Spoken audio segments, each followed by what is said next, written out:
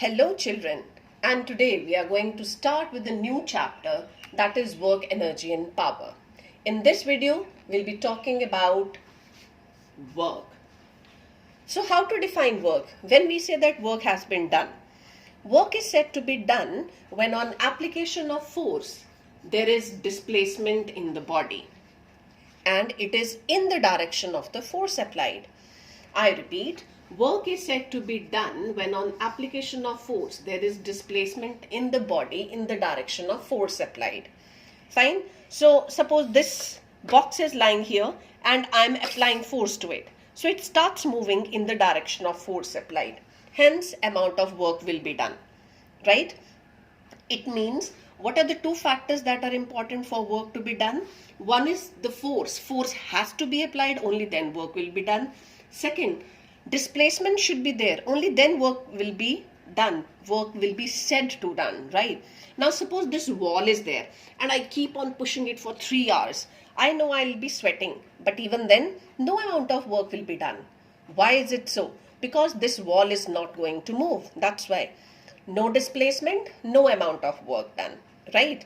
So same way, like I'm teaching you here and I keep on standing, I just keep on talking to you, I keep on explaining it to you, and it might be that I get exhausted after 1 hour, right? For me, lot of work has been done, but according to science, since there is no displacement, hence no amount of work will be done, right? So what are the two factors that affect the amount of work done? Force and displacement. Now, this is a case when force has been applied and the displacement is in the same direction.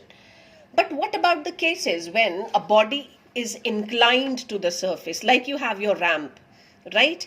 You have your, suppose you want to keep few things in a truck and the things are very heavy, right? Then what do you use? What is the alternative? To use such a plank, a wooden piece, a plank, and you lift the things up and you keep it in the truck, right? So if I'm applying force to it, is it in the same direction it is going to work, right? Is it? Now actually this is a slanting position but actually this amount of work, this amount of height I have to measure, right?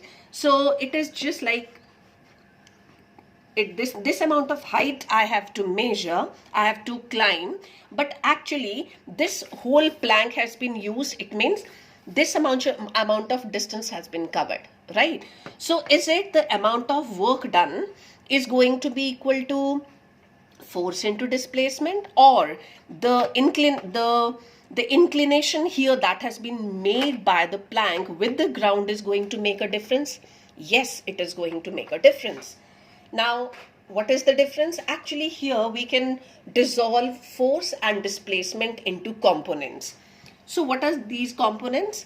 I'm talking about trigonometric terminology here. We have sine theta, cos theta and tan theta. But here, cos theta is going to affect the amount of work done. And how it is going to affect? It may be the force component or it may be the displacement component. Now children, I'm not going to go in details since it is not in your syllabus, and you have to simply remember the result.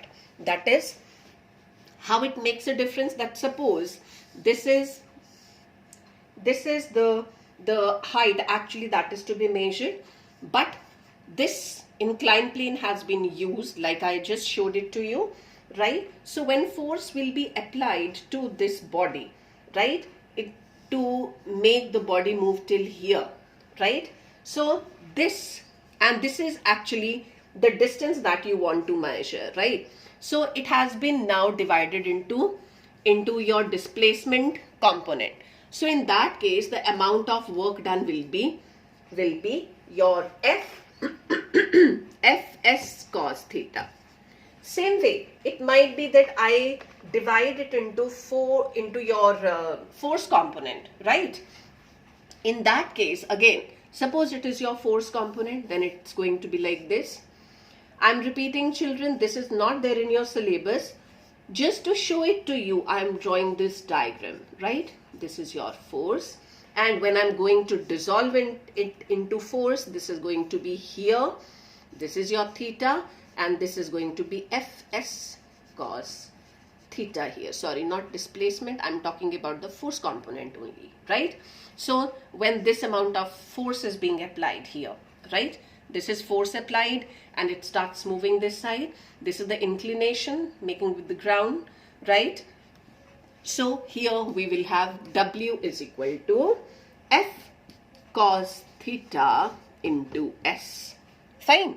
So we can say that in such a case, when inclination is there, in that case, work done depends upon, it is directly proportional to the force applied, it is directly proportional to the displacement that is taking place, and it is also directly proportional to the cosine of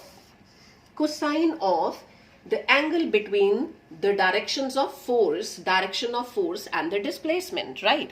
So we have generalized the result, right? So work done is given by, again I am not going into detail regarding your scalar and vector quantity, not in detail again in your syllabus, right?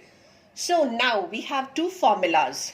The first formula, when force is being applied in the direction of force, and the second formula, when there is inclination, when you are climbing, you are making the things move through an inclination, right?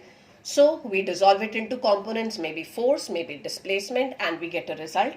W is equal to Fs cos theta or F cos theta into S. So ultimately, this is the result that we are getting. Fine. So this is about the formula or the factors on which the working of a body depends. Thank you, children. In the second video, we will be working on few special cases of work done. We'll be talking about positive, negative and zero work done. Till then, bye-bye, take care.